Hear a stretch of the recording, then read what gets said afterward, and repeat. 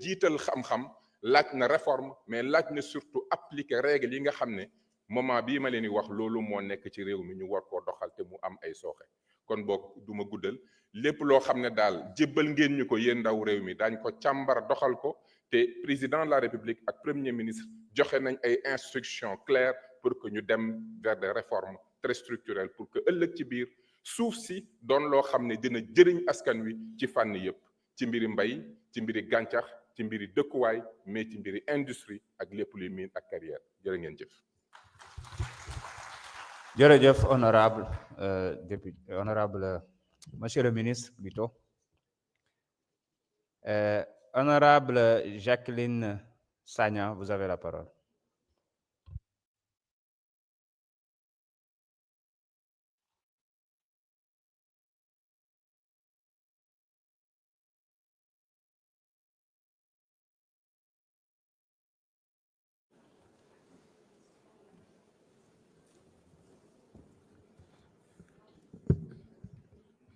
Monsieur le Premier ministre, Monsieur le Président de l'Assemblée nationale, Monsieur le Premier ministre, Mesdames, Messieurs les membres du gouvernement ainsi que vos collaborateurs, honorables collègues députés, nuyu naa leen. Monsieur le Premier ministre, vous avez lancé le vendredi 21 mars 2025 à Koumpentoum dans la région de Tambacounda un programme intitulé « Programme d'appui aux acteurs de l'économie sociale et solidaire », ainsi que les coopératives productives et solidaires. Monsieur le Premier ministre, vous savez plus que moi, la formation et la formalisation des coopérateurs relèvent de la Direction régionale du développement rural, DRDR, qui lui dépend du ministère de l'Agriculture, de la souveraineté alimentaire et de l'élevage. Monsieur le Premier ministre, votre ambition est grande. Créer 10 000 coopératives de production et solidaire d'ici 2029. À cet égard, vous conviendrez avec moi que la mise en œuvre des programmes demandera suffisamment de moyens humains et matériels, surtout roulants, pour assurer les services de qualité, formalisation et formation des coopérateurs. Monsieur le Premier ministre, mes questions sont les suivantes. Y a-t-il au niveau du ministère de la Microfinance et de l'économie sociale et solidaire des services dédiés sur l'ensemble des pôles territoires pour renforcer les DRDR? Dans 3 départements, je peux citer Ziguinchor, Sédhiou et Kolda, seulement 2 agents sont affectés pour formaliser et former les coopératives. Quelle stratégie allez-vous mettre en place pour assurer un maillage des zones rurales, des pôles territoires? Di ngeen ma may ma wax tuuti ci sama lak ni ga gere jihan loga depuis une période borosi gouvernement di ga jagalo wabe i coopérative ici songon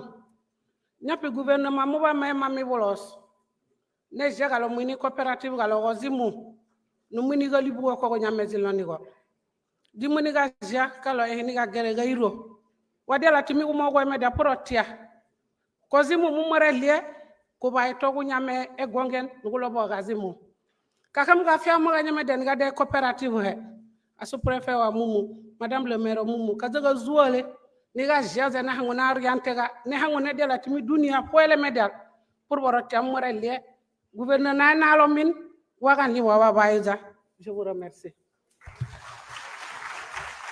Merci beaucoup, honorable. Monsieur le Premier ministre, vous avez la parole.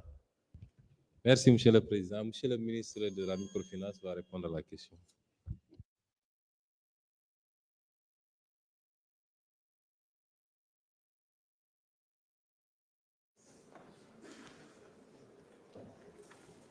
Assalamu alaikum wa rahmatullah. Monsieur le Président de l'Assemblée, Monsieur le Premier ministre, honorables députés, chers membres du gouvernement, honorable député Jacqueline Sagna, pour répondre à votre question, je vais d'abord préciser le rôle des coopératives productives solidaires. Tout d'abord, on n'avait pas en place une véritable approche coopérative. Les coopératives agricoles, notamment les coopératives agricoles communautaires, relèvent du ministère de l'Agriculture et sont encadrées dans le cadre de l'OHADA. Mais si vous comprenez le sens véritable de l'économie sociale et solidaire, c'est une économie qui doit viser à organiser, à structurer l'ensemble des forces productives, aussi bien à l'échelle individuelle qu'à l'échelle collective, pour pouvoir booster la productivité. Et je vais continuer un peu en wolof pour être beaucoup plus clair et permettre à tout le monde de comprendre l'importance de votre question. Ma bëgg a wax ne rek CPS yi ñu koy wax coopérative productive solidaire li ko tax a jóg mooy dafa nekk ay jumtuwaay yoo xam ne bu ngeen seetloo état bu Sénégal bi fi nekkoon ba laata le président Diomaye di ñëw ak le premier ministre Ousmane Sonko ñu joxe ñaari instruction benn bi mooy il faut que ñun gouvernement bi ñu lëkkaloo di liggéey nga xam kenn ku nekk du dem ci wetam di liggéey di uteeg li keneen ki def muy co-construction boobu président joxe instruction le premier ministre wax ne dafa bëgg lu concret loo xam ne day am impact fii la taxawoon ci discours de politique générale mu wax ne nañuy dem ci effet yi waaye bu ñu wax ne réalité nañ ta nangam def nañ nangam waratuñ nekk foofu dañoo bëgg li ñuy def mu am jeexital ci askan wi ci loolu nag ñun bi ñu ñëwee ñu gis ne coopérative amul benn politique je parle sous le contrôle du ministre de l'Agriculture bu gouvernement yi passé def pour créer ay coopérative wala organiser amutoon dañoo bàyyi woon nit ñi ñoom ñuy organiser seen bopp ay coopérative te daanaka yi fi nekkoon mooy ya nga xam ne ay 1960 ba léegi la bokk na ci man personnellement étude avant dernière étude bi ma mujjee def dama def le tour du Sénégal wër mbooleem coopérative yi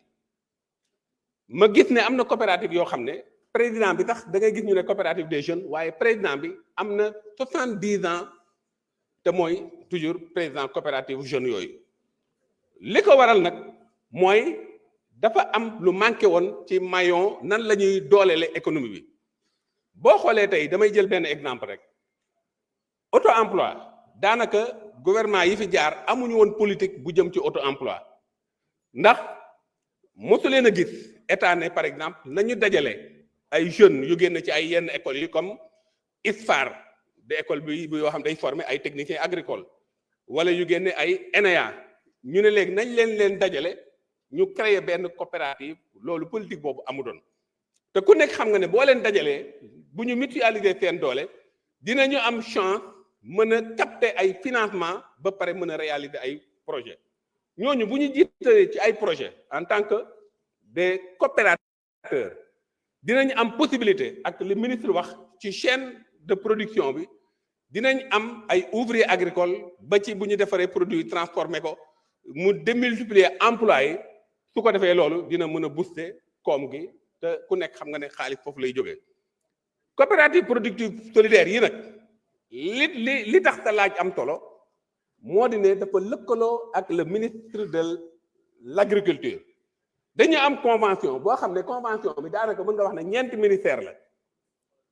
benn bi ñu njëkk a signé c'est avec le ministère de l'Agriculture ndax ku nekk xam nga ne économie sociale et solidaire dafa nekk économie boo xam ne dafa sës ci d'abord microfinance ci sunu ministère la nekk waaye tey su fekkee ne lëkkaloowuñoo ñi nga xam ne dañoo nekk di daje di def production kon ñooñu amaana dinañ am ay jafe-jafe ci jot ci xaalis bi mën cee liggéey lëkkaloo boobu ñu def nag ak le ministère de l'Agriculture moo waral dañu mettre en place ci chaîne de valeur bi yépp benn mécanisme boo xam ne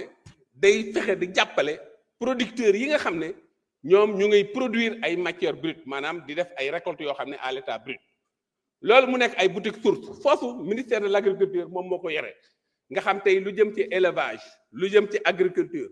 produit yooyu ñay liggéey coopérative yay nekk ci loolu nga xam boo xoolee chaîne de production bi depuis l'accès au facteur de production maanaam jumtuwaay nan la ñuy def ba jot ci ñun dañ leen di identifier comme des petites sources ñu encadrer leen fexe ba financement yi gën a yomb ci ñoom naka la ñoo ñuy def ba seen produit ñu mën di ko stocker ñun ñu mën a xool coopérative yi nekk ci liggéey boobu ñu mën leen jox ay jumtuwaay pour ñu mën a am ay matériel ak ay équipement de stockage noonu la ñuy def ba ci boutique technologique yi ñu nekk ci transformation produit yooyu kon gis ngeen ni ñuy lëkkaloo ak ñoom waaye romb nañ léegi cadre production agricole kese parce que ki nekk ci transformation bi ak activité bu connexe à l' agriculture la waaye taxul mu nekk agriculture su ko defee foofu ñu teg fa ay jumtuwaay yoo xam ne dañ leen di jàppale léegi nag ci suivi évaluation bi convention boobu nag moo tax ñun amuñu ay démembrement à l' intérieur du pays dañuy sukkandiku ci waa DRDR parce que convention bi réglé na ko ba pare au niveau stratégique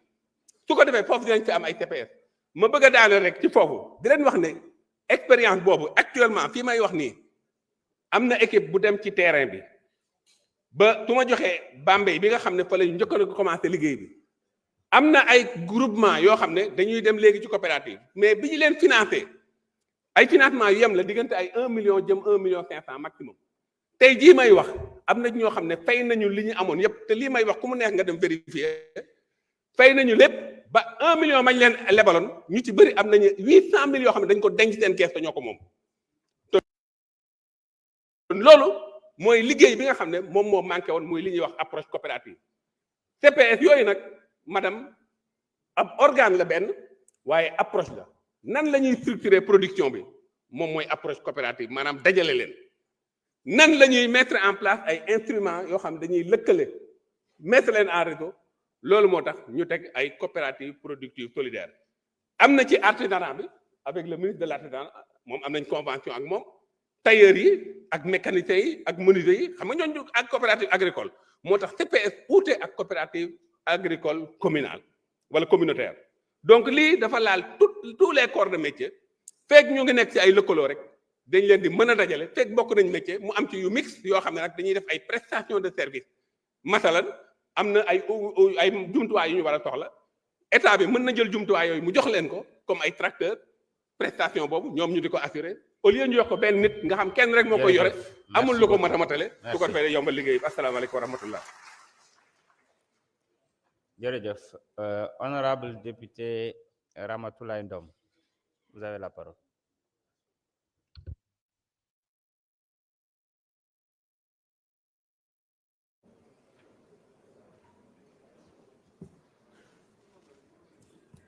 asalaamaaleykum wa rahmatullah monsieur le président maa ngi lay nuyu monsieur le premier ministre maa ngi lay nuyu ak sa membre du gouvernement chers collègues députés maa ngi leen di nuyu monsieur le premier ministre maa ngi lay féliciter yaak président Bassirou Diomaye ndax gis nañ bi ngeen toogee ci réew mi mu toll ci atu yàlla gis nañ fi ngeen fekk réew mi ak fi ngeen yóbbu réew mi ci 1 an yi askanu Sénégal di leen ci félicité monsieur le premier ministre umpale woo leen ni Sénégal yàlla may na ko ay ressources minières yu baax yàlla may nañu or yàlla may nañu pétrole yàlla may nañu gaz yàlla may nañu zircon yàlla may nañu fer yàlla may nañu phosphate kon alhamdulilah yàlla desalatuñu dara monsieur le premier ministre sénégalais yi ginnaaw biñ leen falee tànn leen wóolu leen jox leen réew mi am nañ yaakaar ci gouvernement bu bees bi ndax umpale woo leen ni depuis 1960 ba tey gouvernement bu fi ñëw ak malgré li ñu yàlla may ci ressource gouvernement boobu moo dàq lépp rawatina gouvernement bii fi jógee umpale woo leen lim fi bàyyi ci ay bor te ba léegi Sénégal mi ngi continuer di endetté ci pays étranger yi monsieur le ministre sama question mooy gouvernement bi yan levier la teg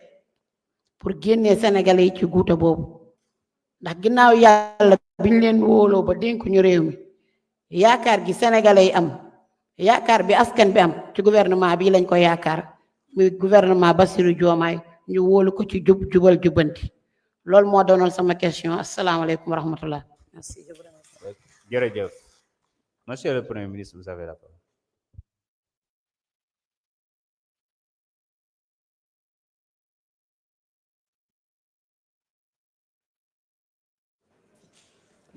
jërëjëf honorable député Ramatoulaye Ndom da nga laaj bu am solo mooy bu ñu nekkoon ci situation normale sax naka la réew di fexe ba li mu soxla ci doole rawatina ci wàllu finance mu dajale ko loolu nag laaj bu xóot la ndax dafa am modèle bu ñu fi fekkoon su ma doon réformer laaj bi mooy ndax dañuy wéyale modèle boobu wala ndax dañ ciy génn ñun nag ñu jàpp ni modèle boobu musiba la ci Sénégal moo ñu andi ci guute gi mooy lan régime bu ñëw dina fexe ba taf-tafee def benn programme bi baax na baaxul généralement appréciation mi ngi noonu bu paree mu ne léegi nag il faut ma dem uti xaalis bu ma ko financer moo tax bi may nekk fii député su ngeen dellu see ci samay vidéo dama doon beaucoup insister sur le financement de nos politiques de développement ndax réew xaalis bi du jógee asamaan daanu si te si leen léeg-léeg da ngay jàpp ni suñu yenn compatriotes yi dañu jàpp ni suñu nee nguur rek mooy mën na lépp mais nguur fan la dooleem di jóge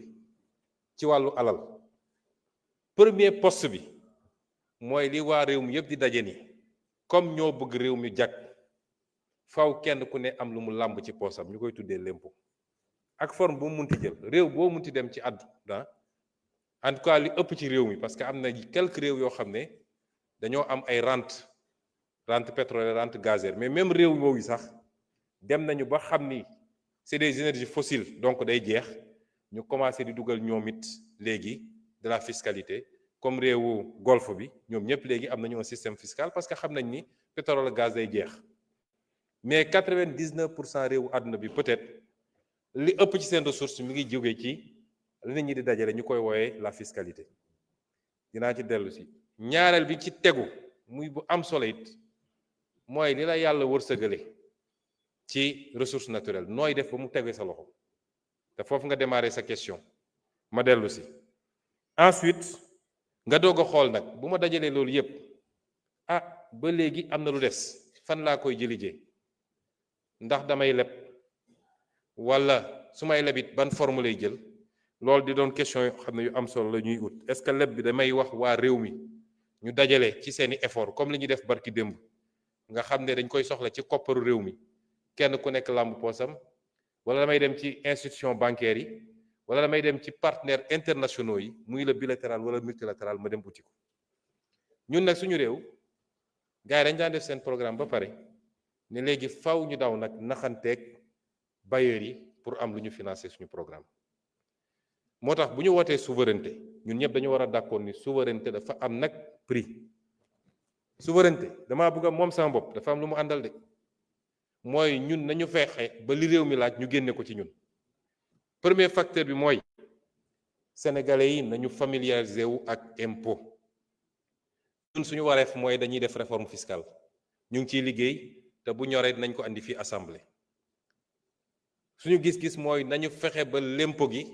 ñu oyofal ko waaye na ko ñëpp fay ñi ko war a fay ñëpp bokk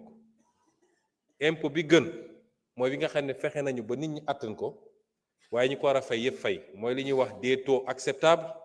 mais une assiette élargie te boo seetee tey ci Sénégal lii fay l'impôt néew na soo jëlee l'impôt foncier bi rek man bi ma ciy liggéey ci ay at boobu maa ngi woon impôt et domaine y avait moins de 10% des assiettes immobilières yu doon fay l'impôt foncier au Sénégal normalement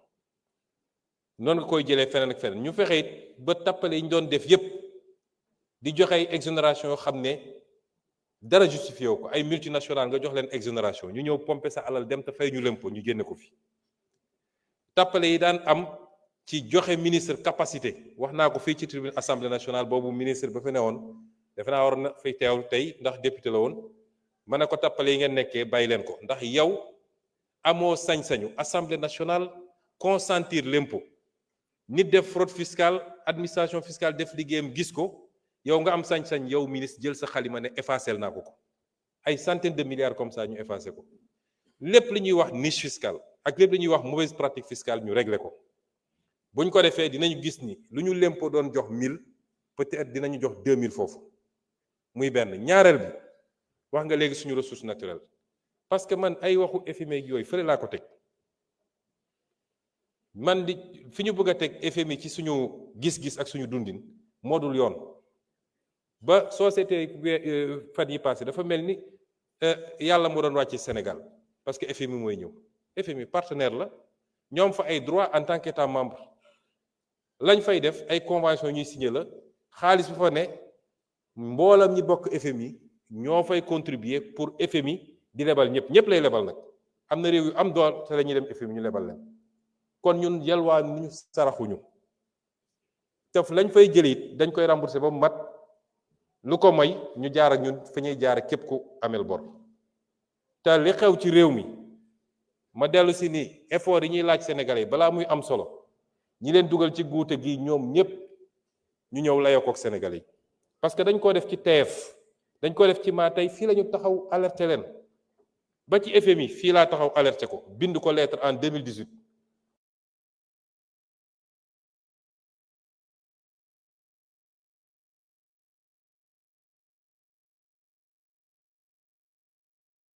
sur li ñuy wax le dépassement sur les ressources extérieures kon mënul ne xamuloon moo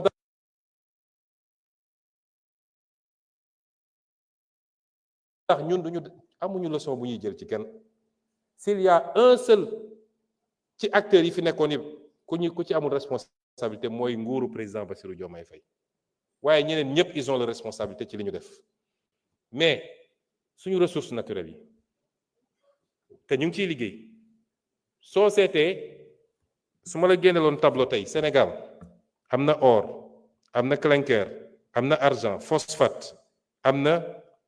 calcaire am na argile basalte manganèse les minéraux lourds le fer nga boole ci pétrole bi boole ci gaz bi boole ci zircon bi boole ci jën gi ñu am ci géej gi loolu nu mu toll mais lan lañ ci am su ma la joxoon tey les statistiques soo jëlee lu mel ni phosphate amuñu ci dara boo jëlee phosphate redevance minière dara impôt sur les sociétés rien parce que ñaar yooyu la état di am ci mbir mi dividende ñu la ciy coppal moo tax ñu ne dañuy engager les renégociations ñu ngi ciy liggéey bu ñoree dinañ ko yàq ba Sénégal yëpp gis ko noonu lañ koy defee ci pétrole bi noonu lañ koy defee ci gaz bi mais li ñu am ñun parce que pétrole beeg gaz bi boo ko jëlee yàgg naa ko bind naa ko 2016 sama livre bi te tey yàlla jox na ñu nguur ñu ngi ciy liggéey soo jëlee investissement yi multinationales yi def après ñu ne soo koy amortir 75% yi dañ ko yóbbu ci cost oil bi mu des 25% te 25% yooyu Sénégal 15% la ci am 25% nga am ci 15% ñu war a amortir sur ñaata at ba pare ñu ne am na audit boo xam ne pare na bu ne dañoo def ay surcoût ci li ñu ne moom la ñu investir dëgg te lii yëpp dugalaguma les prix de transfert yi ñuy dugal nga xam ne dañu tappale façon tappale bu nekk ba seen marge dañ koy wàññi seen charge ñu yaatal ko. Merci beaucoup. Honorable Cheikh Ahmed Tidiane Youm, vous avez la parole.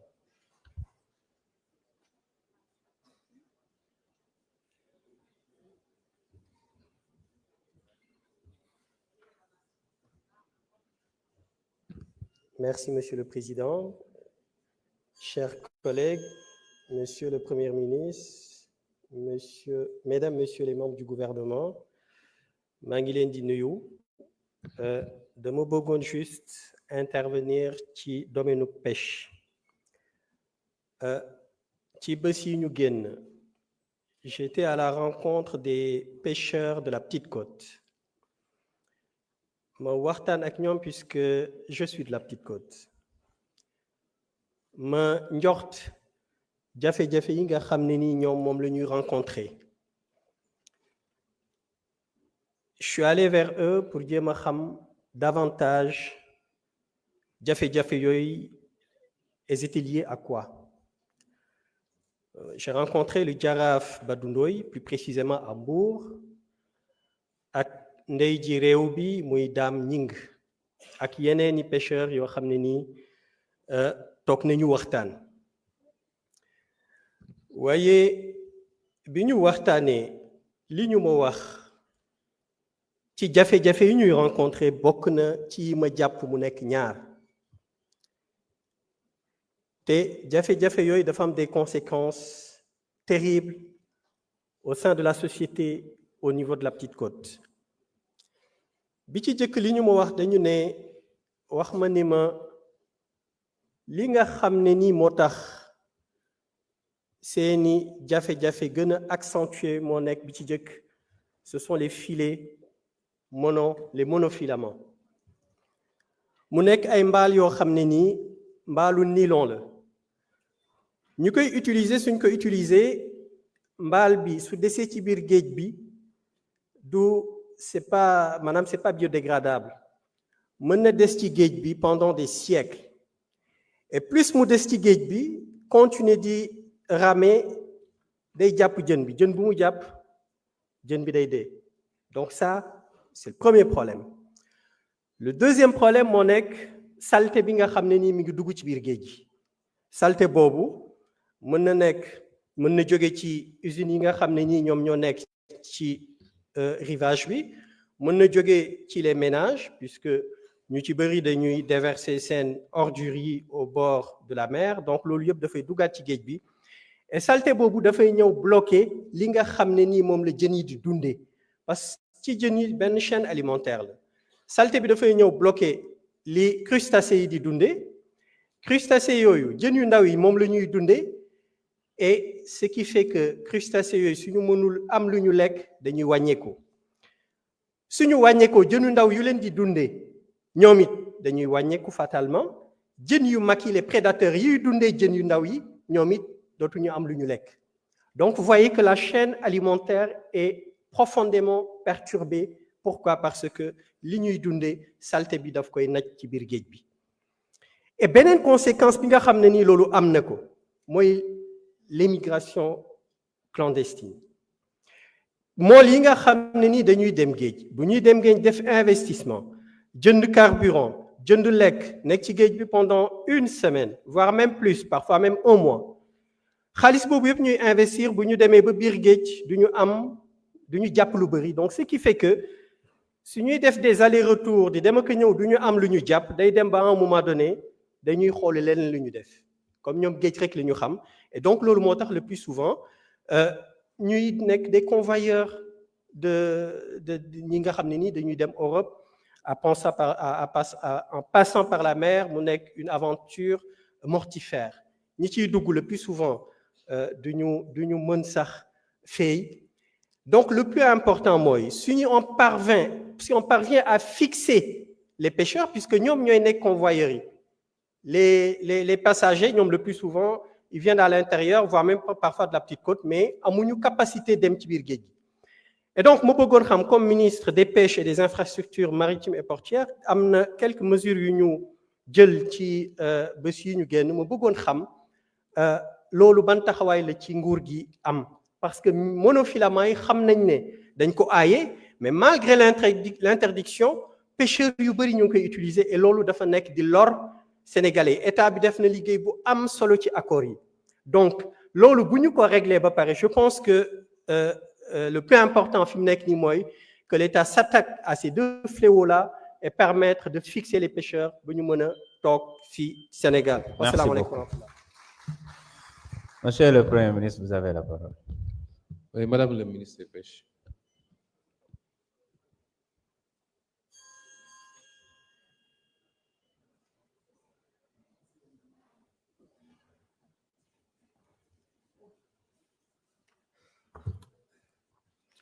Voilà, merci beaucoup. Monsieur le Président de l'Assemblée nationale, Monsieur le Premier ministre, Mesdames, Messieurs, chers collègues membres du gouvernement, Mesdames, Messieurs, les membres de la représentation nationale. Donc, je me réjouis de cette opportunité qui m'est offerte pour pouvoir apporter certaines clarifications relatives, n'est-ce pas, au secteur que je dirige par la volonté de son Excellence, Monsieur le Président de la République, et sur proposition de Monsieur le Premier ministre, qui est un secteur très stratégique, à savoir le secteur des pêches. Et il faut le dire, c'est un secteur stratégique,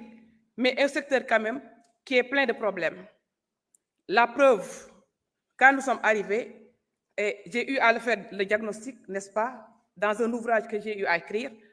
Donc, il y a beaucoup de difficultés, particulièrement en ce qui concerne la pêche artisanale. Et par rapport à cela, notre candidat, n'est-ce pas, à l'élection présidentielle, avait pris un certain nombre d'engagements. Engagements pour renforcer ce secteur, mais surtout engagements pour renforcer, développer la pêche artisanale. Et je me réjouis aussi de voir que monsieur le député, Cheikh Tidiane Youm, a évoqué une question très importante, à savoir la question des monofilaments. Les monofilaments, comme on l'a dit, la recherche scientifique a eu à faire des études là-dessus et a conclu que c'est des filets qui sont nocifs à l'environnement marin. Parce que tout simplement, ce sont des filets, n'est-ce pas, la matière dont ces filets ont été construits, cette matière-là est une matière qui n'est pas dégradable. Donc, ce n'est pas biodégradable. Et en général, quand ces filets-là sont perdus en mer, là, ce qu'on reproche, c'est que ces filets continuent à pêcher. Donc, et par rapport à cela, lors de la révision du Code de la pêche, c'est-à-dire le Code de 2015, parce qu'il y avait le Code de 1998 qui n'avait pas prévu la question des monofilaments. Mais le Code de 2015 l'a bien prévu et a noté l'interdiction des filets monofilaments. Il ne s'agit pas seulement d'interdire l'usage, mais on interdit et l'usage, mais également la fabrication, l'exportation des filets monofilaments. Mais ce qui est arrivé avec ce qu'on a trouvé sur place, c'est que dans le Code de la pêche de 2015, il y a une disposition qui devait être transitoire, mais malheureusement auquel on n'a pas donné ce caractère. Donc cette disposition-là dit qu'il peut y avoir une dérogation à l'utilisation de ces filets monofilaments par les pêcheurs. Et malheureusement, quand on est arrivé, ce qu'on a découvert, c'est que ce qui devait être une simple dérogation est resté le principe. C'est-à-dire que ces filets sont utilisés, surtout à Saint-Louis, avec les pêcheurs qui font la scène tournante. Et maintenant, le département, quand je suis arrivé, donc il fallait trouver des solutions. Mais nous ne pouvons pas, de manière brutale, confisquer ces filets-là. Parce que nous sommes dans un secteur quand même où nous privilégions le dialogue, où nous privilégions la concertation. Et ce qu'on a vu, par exemple, bon, je vais faire peut-être une digression, mais qui a une relation avec ce que je vais dire tout à l'heure. Le gouvernement du Sénégal, depuis quelques années, subventionne les moteurs hors bord pour les pirogues de pêche artisanale. Moi, quand je suis arrivé, j'ai pensé que c'est une mauvaise politique parce qu'on ne peut pas, n'est-ce pas, subventionner comme ça des moteurs. On peut les subventionner pour des raisons de sécurité. Ça, on peut le comprendre. Une pirogue qui a une moteur défaillante, qu'il faut changer, ça, nous pouvons le comprendre. Mais quand tu as subventionné de manière aveugle, de manière irraisonnée, et que maintenant les pêcheurs bénéficient de ces moteurs-là, non pas parce que leur moteur est défaillant, mais l'utilisent pour construire une autre pirogue. Madame la ministre, oui? veuillez vous exprimer en wolof pour parler aux pêcheurs. Waaw, d'accord. Voilà. waa kay kon man ne rek ma indiwaat ay leeral tuuti ci laaj bi ñu ma laaj léegi nii ndax di gërëm député Cheikh Tidiane Youm ci opportunité bi ma may ngir ma mën a expliquer yenn jafe-jafe yi nga xam ne secteur bi ma yor moom ci la da cee am te ñu ràññee ko lool. léegi moom question bi muy laaj mooy waxu filet monofilament yi boo xoolee ay filet la yoo xam ne nylon lañ ko defaree te filet yooyu dañ ne bu rëccee ba daanu ba dem ci biir géej gi day continuer di napp ndax du yàqu mukk donc ay filets yoo xam ne c'est pas biodégradable donc day continuer rek di napp en même temps buy napp day piéger espèces yi fa nekk mais en même temps day polluer environnement bi loolu moo taxoon nag bi ñuy modifier la loi de 98 code de la pêche ñu jël beneen code qui date de 2015 foofu dañ cee tere utilisation l'importation mais également la fabrication filet monofilament yi mais malheureusement ci même code boobu dañ ci def disposition boo xam ne dañ ne mën nañ def dérogation continuer di ko utiliser sans préciser dérogation bi lu tax fan la war a yem donc dérogation boo xam dañ ko ubbi ba tey dañoo gis ne boo xoolee li nga xam ne dafa waroon nekk benn simple dérogation c'est devenu le principe tey boo demee fu mel ni Ndar ñoom ñi nga xam ne ñoom fila tournant la ñuy wax mooy les scènes tournantes ñoom actuellement bu ñuy napp filet yooyu la ñuy utiliser ñu nag bi ñu ñëwee ci suñu gouvernement ñu xam ne loolu baaxul mais dañ ne nañu privilégier concertation ndax dañu nekk ci secteur boo xam ne boo xoolee waxtaan moo ko yor du secteur boo xam ne rek bien que dañuy appliquer la loi dañ koy appliquer de manière rigoureuse ndax gis ngeen résultat yi ñu def dernièrement sur le suivi contrôle et surveillance gis ngeen navire yi ñu arraisonné gis nga ni ñu exigé li ñu war a fay ñu fay ko amul baale amul négocier amul dara loolu yëpp def nañ ko mais terewul aussi secteur pêche artisanale ñun dañ ne nañ privilégier concertation te concertation bi mooy filet yooyu ñun jàpp nañ ne balaa ñuy ñëw tere leen ko ne tey du ngeen ko utiliser ñun dañoo travailler ci programme boo xam ne de remplacement de ces filets là moo tax may wax sànq waxu moteur hors bord yi ndax moteurs yi depuis quelques années gouvernement du Sénégal dafa ñëw rek décider di maye ay moteurs te bi ñu koy maye aussi c'était dans le contexte électoral pour des raisons politiciennes loolu mooy dëgg gi léegi ñun moteurs yooyu comme calculer woo xamuloo ñan ñoo ko soxla da ngay joxe noonu rek ça veut dire que yow yaa ngi yokk effort de pêche bi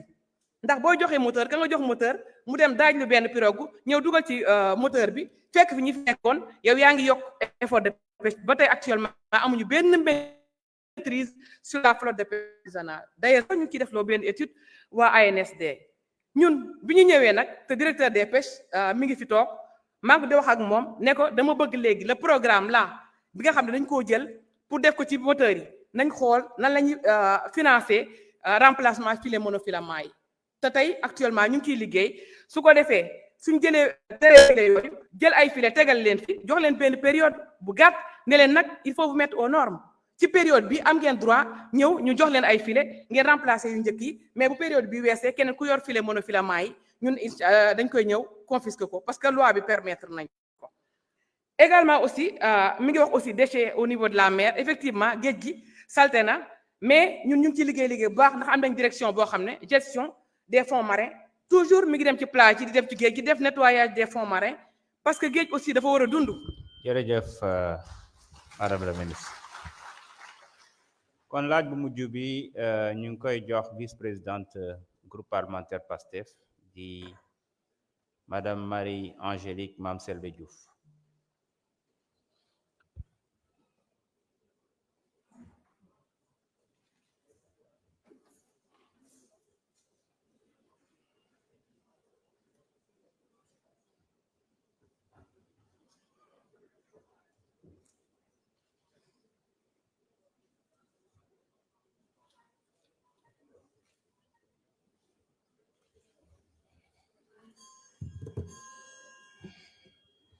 Merci beaucoup, Monsieur le Président. maa ngi lay nuyu. Monsieur le Premier ministre, maa ngi lay nuyu. Di nuyu l'ensemble des membres du gouvernement. Di nuyu sama collègue député yi fi nekk ak assistance bi fi teew yépp. Monsieur le Premier ministre, sénégalais yi dafa am fu ñu jóge. Fi ñu jógee tax ku ci mel ni yow taxaw am lu mu leen jaay. Sénégalais yi jënd ko à hauteur de 54% fal président de la République nga dellu amaat loo leen jaay Sénégalais yi jox la 130 députés ñu ñëw toog fii tey nekk les députés du peuple. Monsieur le Premier ministre nga boucler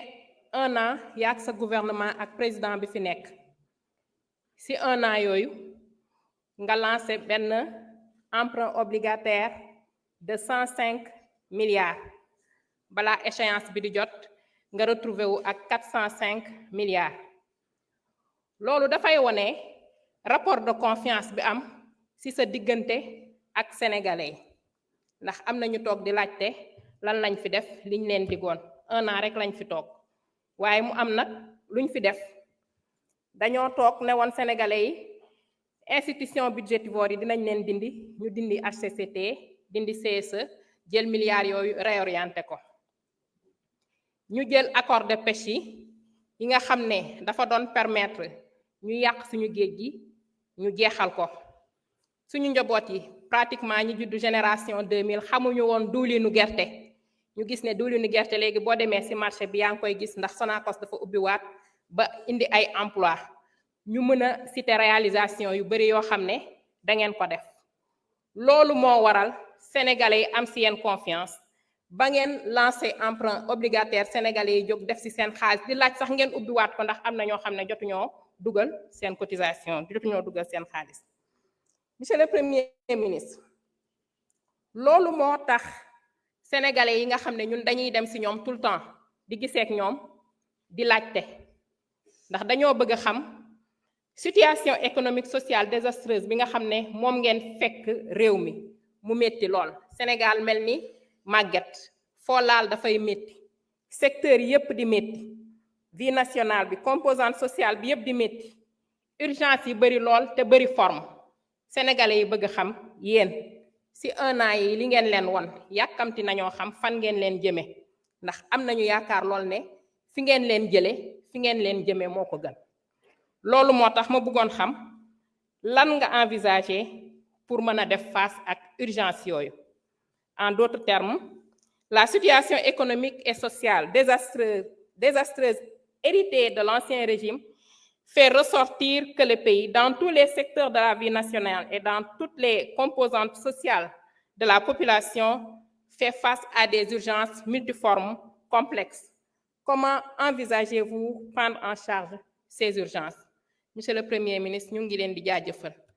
suñu sañoon nag li nekk loo xam ne dafay bari lu muy am xëy na article 92 bi ci plénière bi lañ ko prévoir ngay ñëw une fois par mois waaye suñu sañoon sax nag bu ñu réviser règlement intérieur bi ñu def ko prévoir ngay ñëw commission ndax booy ñëw commission dana tax ñu bari di ñëw commission surtout bu fekkee ne écran yi dañ fay nekk loolu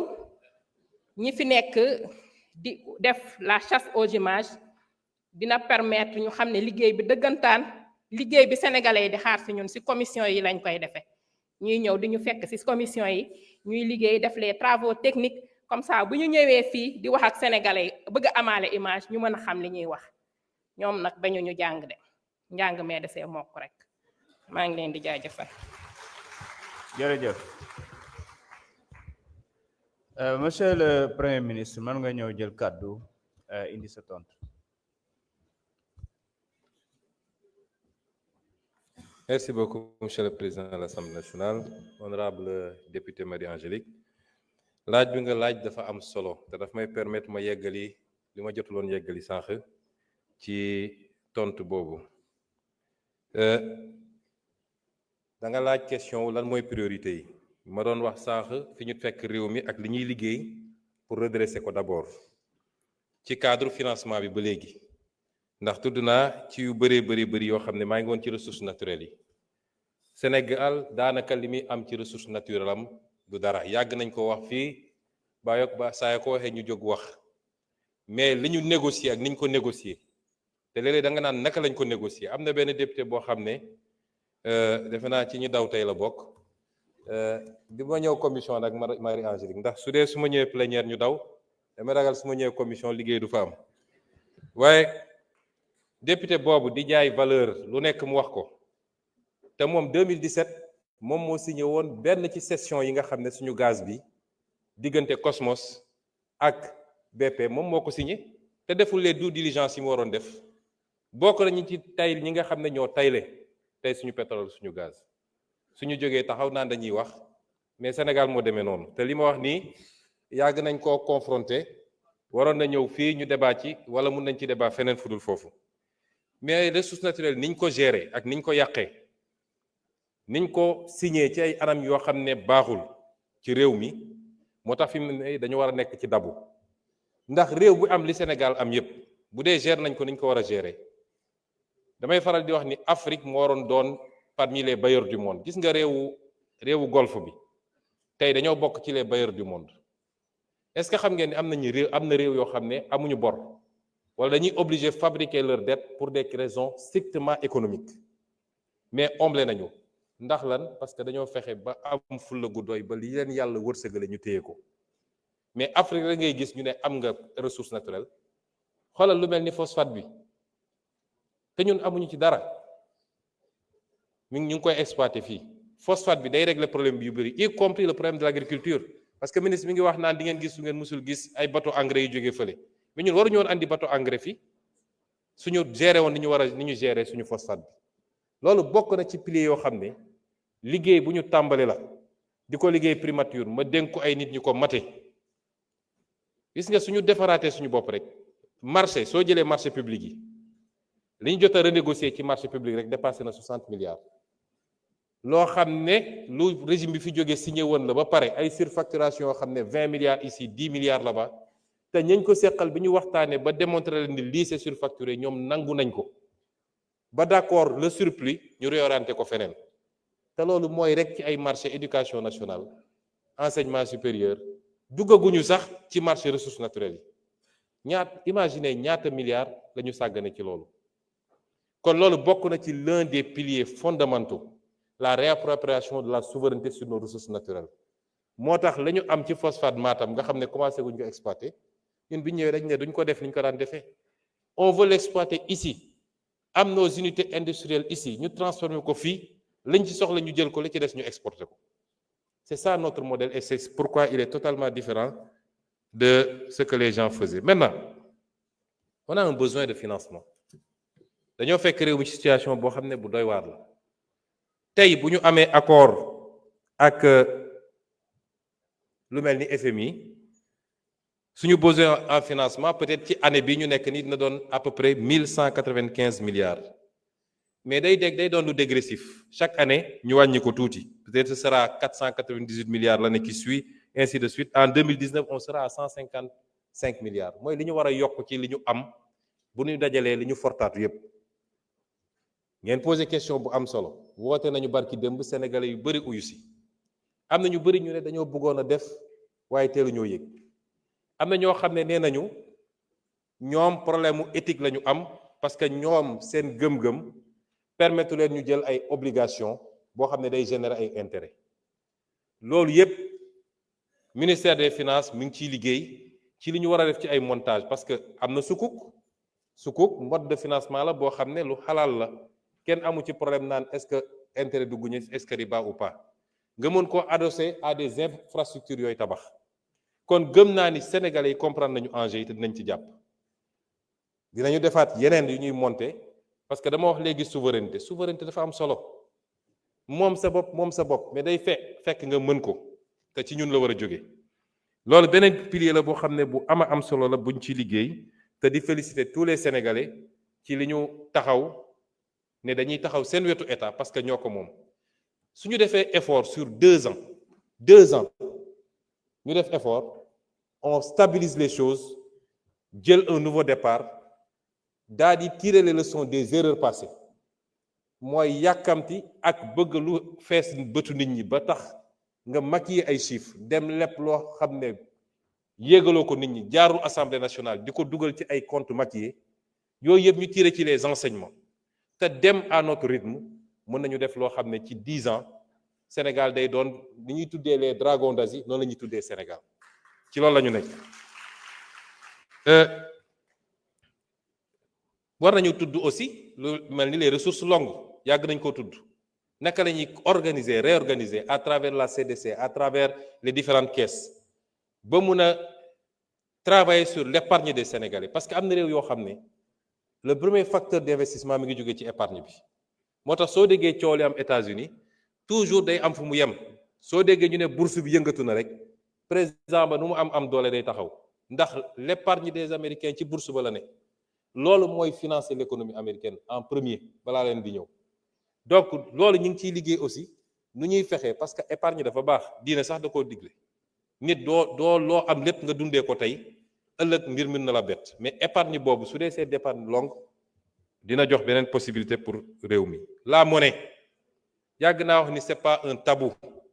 lu ñu war a waxtaan la suñu koppar gii méngoowul ak dëppoowul ak fi ñu war a jëm président junj na ko keroog réew doo ñëw rek daal di rajaxe yépp da nga koy teg ci temps teg ko ci yoon mais suñuy option ci monnaie bi mooy monnaie bi dina soppiku wala ñu jël suñu responsabilité ñun te am na àpp yu ñu àppal suñu bopp mais gëm naa ni ñiñ ko seqal dinañu dem dans la direction bi ñëpp bëgg parce que mënuñu continuer keroog en conseil des ministres le ministre de l'économie dafa présenter benn communication wone ni suñu économie alignée sur l'économie de l'Union européenne ñoom bu ñu sëqatee ñu sëqat bu ñu yéegee ñu yéeg bu ñu wàccee ñu wàcc la corrélation avec la monnaie n'est pas automatiquement faite mais quel est le seul facteur qui nous lie à cette zone-là mais c'est la monnaie moo tax il faut que ñu nangu poser débat yooyu avancer ci mais lu technique la lu sérieux la am na lu ñu teg loo xam ne ñu ngi ciy liggéey du fii laa koy développer yëpp pour vous dire que tous les leviers ñu ngi ciy liggéey tous les leviers qui doivent nous amener à souverainiser notre financement, nous donner le maximum d'indépendance. Parce que da ngay dégg ñu ne ñoom ñoo ne woon bor tekkiwul manquer de souveraineté. Bor bu ñu la conditionné ba nga xam ne sañoo bañ bor boobu mooy manquer souveraineté. Mais bu dee yow yaa am sa latitude marché yi wóolu la ba soo wootee ñu wuy si la parce que la dette n'est que de la fiscalité différée en réalité nga teg ko ci temps teg ko ci anam boo xam ne dette bu soutenable la nga garder toute ta latitude ber bu bon mooy dañ la naan lii da nga koy signer foog nga def telle réforme sinon duñ la lebal kooku mooy bor bi nga xam ne day empiéter ci sa souveraineté kon loolu ay éléments yu sont importants la ensuite ñun dañu war a en tant qu'Africain et en tant que Sénégalais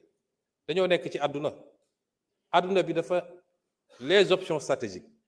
dañu nekk ci àdduna boo xam ne y a le choc des grandes puissances y a ce qu'on appelle le piège de Thucydide mooy à chaque fois qu'une nouvelle puissance jóg beneen puissance bi fi newoon ni muy réagirait par rapport ak puissance boobu études yi ñuy def mooy ci 16 cas yi ñu étudier dans l'histoire de l'humanité les 12 dafa mujjee ci guerre fi mu ne nii amagul te ñu ngi ñaan yàlla bu mu am waaye guerre économique déclenché na ñun les petits pays comme le Sénégal ban stratégie dañoo war a am pour capter les dividendes de cette guerre économique qui se déclenche parce que am nañu toutes les options et tout le potentiel qu'il faut. L'Afrique doit être le prochain moteur de l'économie mondiale. Pendant ces 30 ans, ça a été la Chine. Gis nañu essoufflement. Afrique, suñu régler problème, évidemment, la stabilité dans les pays, la sécurité, l'instabilité politique, qu'il y ait un minimum de consensus entre nous. C'est pourquoi j'en appelle à l'opposition, parce que fii y a pas matière à opposer. Fii amul lu ñu fi opposé fi ñu fekk réew mi def xayma bi ne Sénégalais lii moo fi nekk gisuma ku ci war a opposé da ngay gis koo xam ne sax même su ciy wax sax oui li fi xew c'est grave et cetera mais ñoom waruñu woon nous allons dans le sens bi réew mu sa defaru yoon bii la jël kon loolu amul lu ñu ciy opposé wu les actes qu'on pose pour la bonne gouvernance dans les prochains jours on soumettra ici à l'Assemblée un certain nombre de projets de loi yoo xam ne presque pare na le projet de loi pour réformer l'OFNAC le projet de loi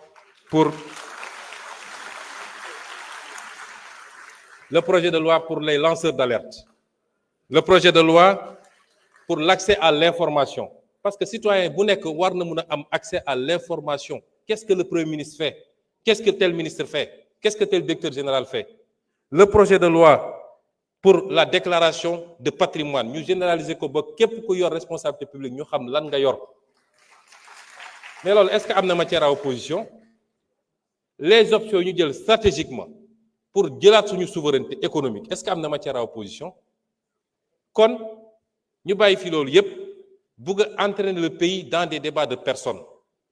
à une certaine opposition je dis que la haine ne peut pas être un moteur politique surtout la haine dirigée contre une personne qui vous a rien fait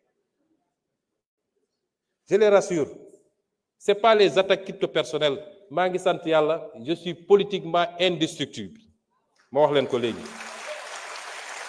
parce que li ma ne yàllaa ko def saa yu ko soobee moom moo ko fiy dindi mais du nit ku fiy wax di tëb bu ñu génnoon léegi taxaw ci ne bedd bi ku ñëw romb la ku ñëw taxaw ni wag man maa ngi ciy sant yàlla mais ñun réew mi moo ñu soxal moo tax si on a une opposition républicaine elle n'a qu'à s'opposer de manière républicaine nañu ñëw wax ci mbay mi nañu wax ci càmm gi nañu wax ci ressources naturelles yi nañu wax ci les programmes et les objectifs sur ce terrain nous sommes ouverts au dialogue nous sommes ouverts au débat contradictoire comme je le fais ici à l'Assemblée mais ñu bëgg a bàyyi foofu yépp entraîner le pays vers des dérives verbales vers des règlements de compte personnels les dossiers judiciaires amul kenn koo xam ne dañ laa togal parce que non dem nañu ba ne pourquoi dans une campagne électorale il a dit mais la justice ne fonctionne pas par rapport à ça un juge on lui amène un dossier avec des faits avec des preuves kan moo ci waxoon kan moo ci waxuloon c'est pas important est-ce que li mu yor dossier la wala du dossier li ci des c'est le débat public le débat politique le débat politique il est ce qu'il est li ci des pour compléter toujours madame mooy ci contexte bi j'ai parlé tout à l'heure du pays sud ak fi réew mi fi àdduna bi toll un nouveau pouvoir est arrivé dans l'une des grandes puissances nee na dafa bëgg a mettre un terme à la globalisation daal di teg ay taxam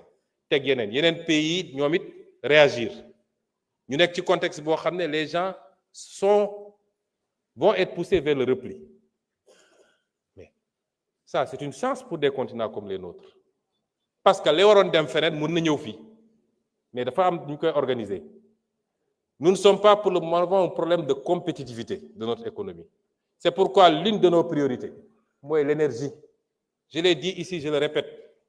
réew munoo industrialiser wu munoo développer une économie tant que tu as une énergie qui coûte ce qu'elle coûte au Sénégal c'est-à-dire plus de 100 francs le kilowattheure suñu plus grand pari et suñu plus grand défi dans les 5 ans mooy ramener le prix du kilowattheure maximum à 60 francs le ministre de l'énergie vous l'a dit l'autre jour et c'est pourquoi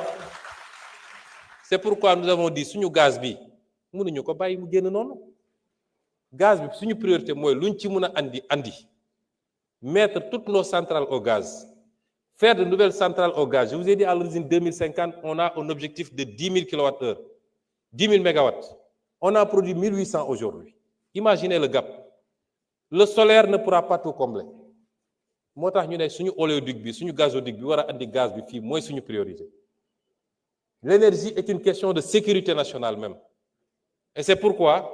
en dehors de l'aspect économique il y a l'aspect domestique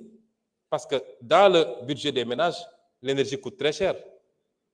moo tax dégg ngeen coow centrale West Africa Energy bi quand je suis arrivé j'ai dit au président je prends en main ce dossier parce que mënuñu bàyyi un secteur aussi stratégique ñu ne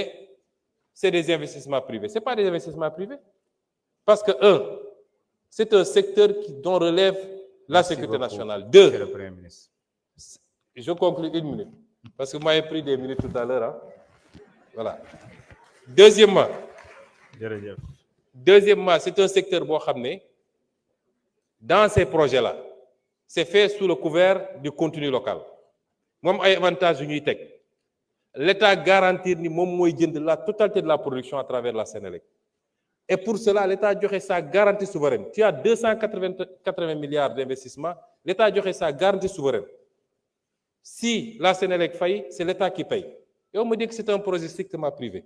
et c'est pourquoi on a pris en main ce dossier et nous sommes en train de faire ce que nous devons faire avec le bailleur avec la société qui construit le truc j'ai reçu tout le monde on a discuté et on va sauver ce projet, on va sauver tous les autres projets. C'est une nécessité. Merci. Les denrées de première nécessité, c'est une autre de nos priorités. Merci. Malheureusement, on me dit que le temps est arrivé à terme, mais je voulais vous dire simplement